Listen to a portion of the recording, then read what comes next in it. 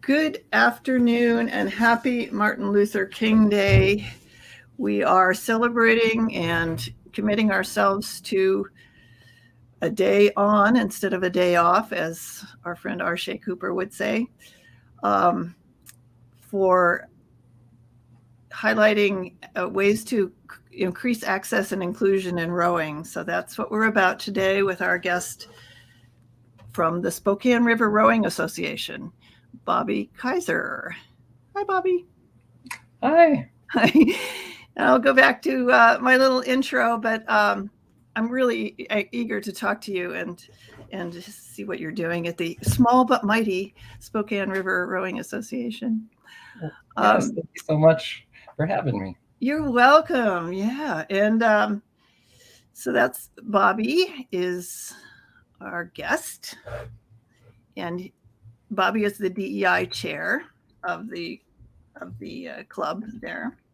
Let me see if I can get my slides to go. If you're joining us live on video, you will see the slides. And if you're not, you'll be listening on your favorite podcast apps, and we will have show notes. So linking you to all these visuals that we're talking about. We'll try to not, we're going to have a conversation, not just a slide presentation. So just in case you were wondering, Bobby is a PhD and the DEI chair of Spokane River Rowing Association.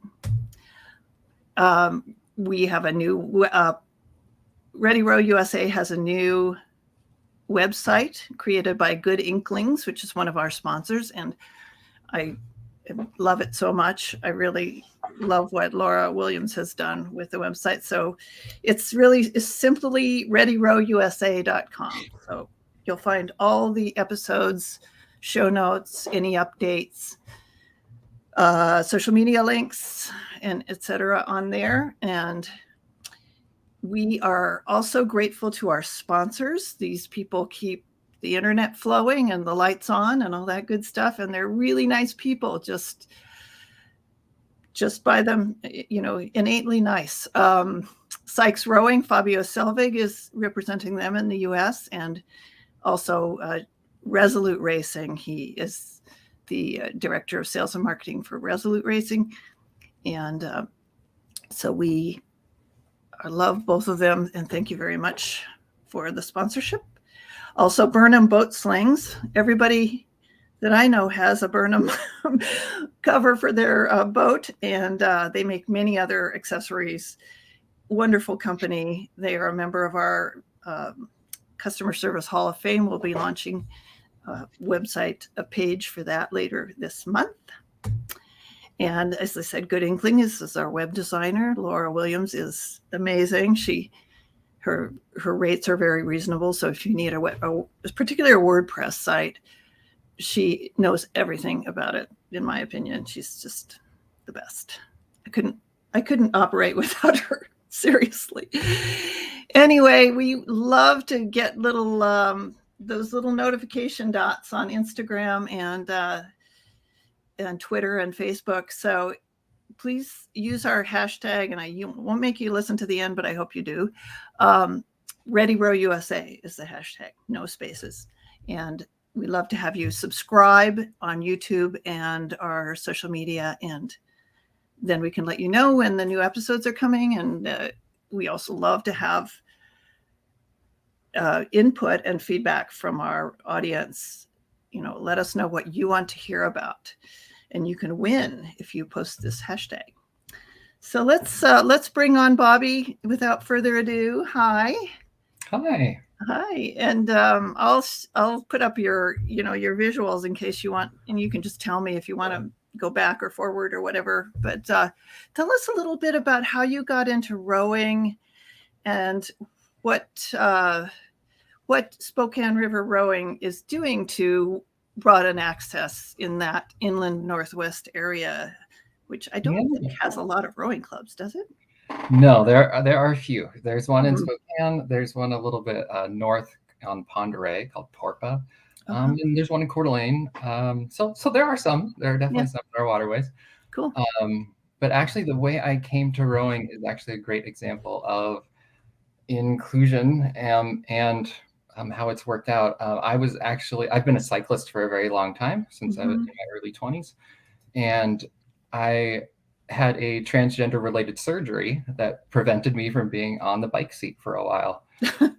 But Yeah. it turned out that a rowboat which I've thought about rowing for a long time, but never actually decided to do, but the seat fits differently. And so needless to say, I could row after about 6 weeks, even though I couldn't bike for a long time. So I got on a boat, and not long after that joined the club, and had just fallen in love with it. I mean, it uses a lot of the same muscle groups, but the culture and the just has been really warm and welcoming. And I've just fallen in love with it. It's so much fun. I'm so glad to hear that. Yeah, I rode at your club a few years ago, maybe 3 or 4 years ago, because my family lives in Spokane, and I actually was in a quad with Marnie, who was on our show last month. And so I really worried about how the club was going to accept me or not.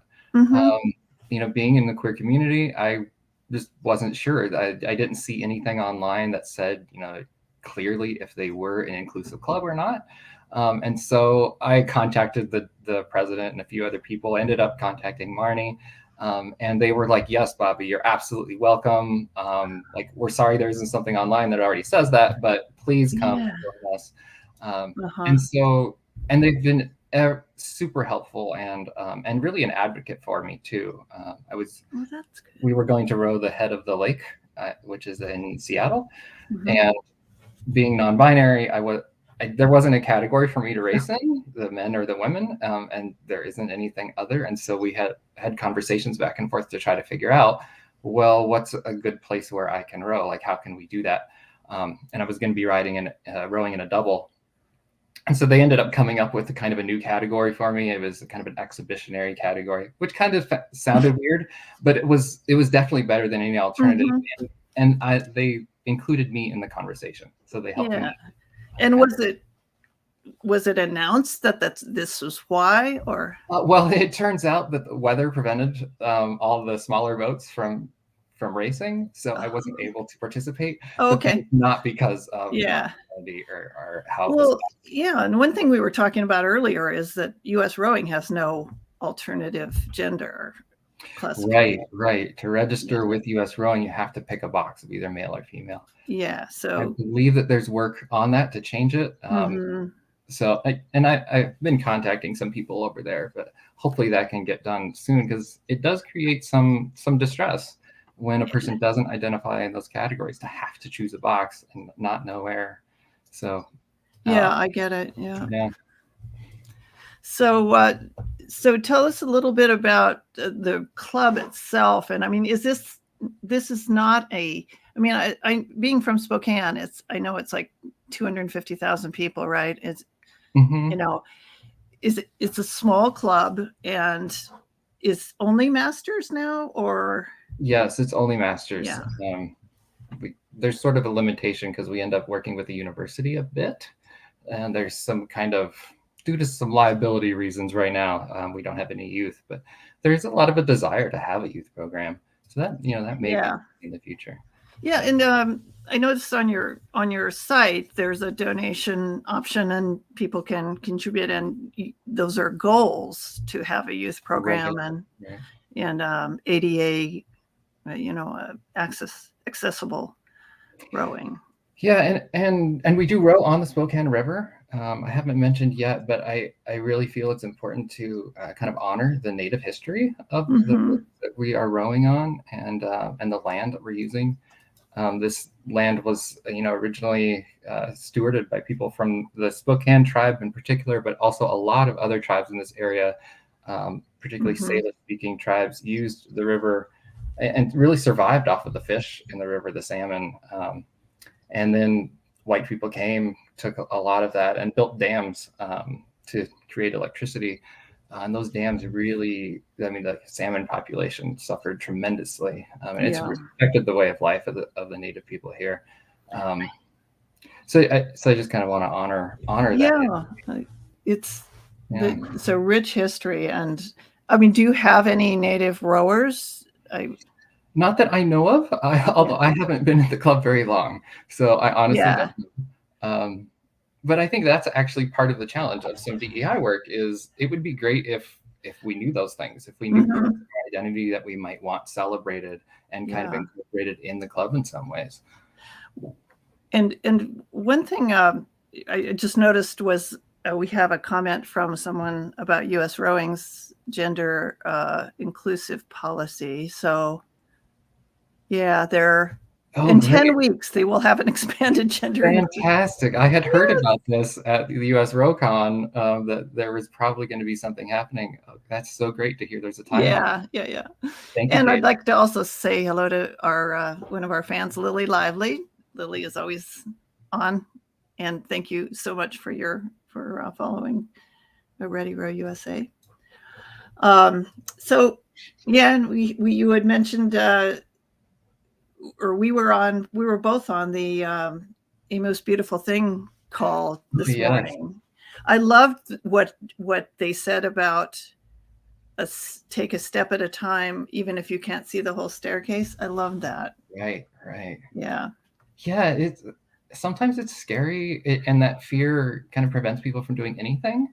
Of like, well, what if I say the wrong thing, or what if I approach something in the wrong way? But for the most part, intentions do matter, and then taking actions to try to, it's taking one step at a time. But that's how things change. So yeah, exactly. That was such a beautiful podcast. I don't know if there's a link to the recording yet, but it was the one this morning. Yeah. Yes. Yeah, and the rapper Grim, was it Grim Parker or something? The poet. The poet, yes. I guess you'd call him more of a poet than a rapper, but yeah. Right. So what else would you like to tell us about Spokane River Rowing? I know it's a beautiful place. There you are. Yeah, and there I am in my Pride jersey. Yes. Well, I think both in the podcast this morning and in Spokane in specific, but rowing at large, I always thought of it as being kind of a rich elite thing. And I know that the culture is changing, or at least in many pockets it's changing. And it seems that the Spokane River Club has been inclusive for a long time, but it's like, other people still have a stigma of what rowing is. And so without there being something that kind of changes that in others' minds, it can't ever reach these aspects of other types of inclusion. I have a great mentor who used to say, well, still says, I'm sure, you can't be it if you can't see it.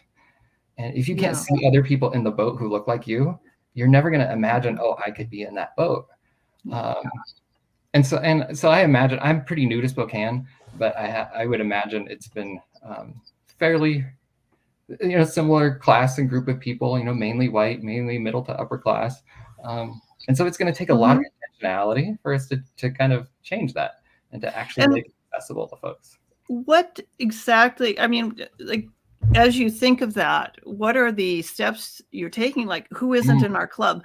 Like, okay, there aren't a lot of African Americans or Native Americans in your club. So how would you then go out and, I mean, without being just, showing up at someone's meeting and saying, right, sure. What's the process? Well, one thing that we're doing is trying to just make it more visible that we are inclusive. And so that's just one. I mean, just changing our website to do some things. It's not done yet. If you go on our website, I don't think those changes have been made yet. But and you think that's an important thing for a club to have on their site, is that it has to be made visible. And even in searching around, some clubs do this great, but I found it really rare because I'm trying to look at, all the different cities that have rowing clubs. And a lot of times it's somewhere, but it's like hidden underneath like 3 layers of tabs or something. And if you find that there's a lot of sort of performative, like now we're all supposed to be diverse and inclusive sort of. Yeah, that is definitely a thing that happens. And so we want to be, at least I hope that we want to be really action oriented and like not just saying we are inclusive. we created a policy. It hasn't been voted on, so it's not policy yet. But we're trying to make a policy in which then that informs all of these actions. Because I think if we just have a bunch of actions but don't have a policy, somebody could come along and be like, no, that's not really what we're about. Yeah. So it really has to be policy. One thing we're doing is creating a scholarship fund, or possibly even changing up some of the fee structure. It's kind of, we're brainstorming. Make a way, because money is such a limiting factor for many folks. I mean, to be a member of the club and use the boats and everything, it's pretty costly. So you're thinking of a scholarship thing? I know my rowing club has a scholarship. So, allegedly, and I think this is true, everyone who walks in, if they say, I can't afford it, they will find a way to either put them on the front desk or, and allow for, trading for rowing or, some way. I really like what's that structure? I've gone to a few concerts where they have like a pay what you can sort of thing, or it's like tiered, and there's no, like, you don't have to prove your income, but just like based on what you feel like you can afford, something. I don't know if we'll go to that, but I like that strategy, because then it doesn't I feel like it doesn't other anyone. And what I've heard about that is that very few people actually take advantage of it or, exploit it. Right. It's just the net gain is more than they give up. Yeah, the people who have the resources will go ahead and use them. But when you don't, then you maybe don't feel so bad. Yeah, exactly. Well, as a straight white person, I think the inclusion and access and widening the reach of rowing is critical to the survival of the sport. It's it's to my benefit. Absolutely. And it makes it just so much more interesting and makes me feel good about being a member of a club that supports that kind of policies. But another thing we're brainstorming is like how to get us to other people. Like, how do we bring, because especially where we row, it's kind of like 15 minutes, 10 minutes maybe out of town. You have to drive a little bit to get there. Yes. And that creates a transportation challenge and also a visibility challenge. So like, how might there be ways where we can bring some ergs, or we can even bring a boat to some, maybe parks that are more closer to the city, or can sponsor some sort of events of some kind or another. So I drove out there, and it's a little hard to get to. Yeah. It's up by that airstrip, isn't it? Right. Yeah. Well, this is a great, I'm so glad to hear that a club in a kind of, not a rural area, but it's not Boston or New York or LA. I'm so happy to hear that you're thinking about these things and working on them. We wanted to acknowledge a couple of friends who are here. Marnie, I think that's Marnie. Oh, hi, Marnie. Marnie Shore, yeah. Thank you for coming by. And that was my comment. Oh, Neil Bergenroth is another person I've had on. He's with Tulsa Youth Rowing. He's also a high school teacher, and he's developed an app called, I hope I'm right, Neil, Remote Rowing Coach, I think it is. And so it's to teach STEM topics through rowing. So he's teamed up with Concept 2 to do that. It's really, really cool what he's doing to bring in. He goes into underserved communities with this program of his and his curriculum, and they just get electrified. They get turned on by. In fact, they actually produce power to run something like a blender or something. Oh, wow. That's neat. Yeah, I mean, it's really concrete and practical. So Neil's a great guy, and hope we can all connect at some point. But anything else you'd like to add as we close out our little pop-up podcast here? Well, one thing is I have found that there are so many people in the rowing community who have been enthused by some of my questions and some of my excitement and I guess just connecting with other rowers across the country. I found Steady State podcast, a few months ago, and then of course the people in my own club, the DEI committee at US Rowing. It feels I'm new to the sport and new to the community, but it feels like a community is growing and like there's so much energy around this. And that really makes me excited. That's good. To see it very likely actually some culture shifting and becoming more diverse. So that I'm just so excited about that. That's great. Well, thank you so much for being here. And I'll close out by just, I wanted to mention Carmen Marachna. She's I'm sorry, 3 names. She and her friend Berlin are, they consult with high school students on, going to the next level in college in using their rowing experience to do that. She says, Neil has guided me and my 12-year-old son in robotics. Awesome. And Neil is really happy that you're working on inclusion. He said, keep up the great work. Hey, Carmen. And let's close out with a couple of announcements. I don't think I even identified myself. I'm Charlotte Pierce, the producer. And I have just completed a wild December where we were celebrating 3 years and 100 episodes of the podcast. So I had this crazy idea to do seven episodes, and I kind of ordered them into these different categories, but you can find them on our website. Some really great people were there. I won't go through them all, but we did end up with Row for Your Life, a Lifetime Fitness episode, which Bobby's friend Marnie was a part of. And as I said, in 2022, we're going to be doing more about rowing for all, inclusion. There's so many aspects of it that have not been uncovered. So please, if you're listening, send me some topic ideas and guests. I'd love to have them. And because it helps to have more brains on the topic. Also love gadgets, so we're going to be geeking out with some athletic tech, wearables, things like that.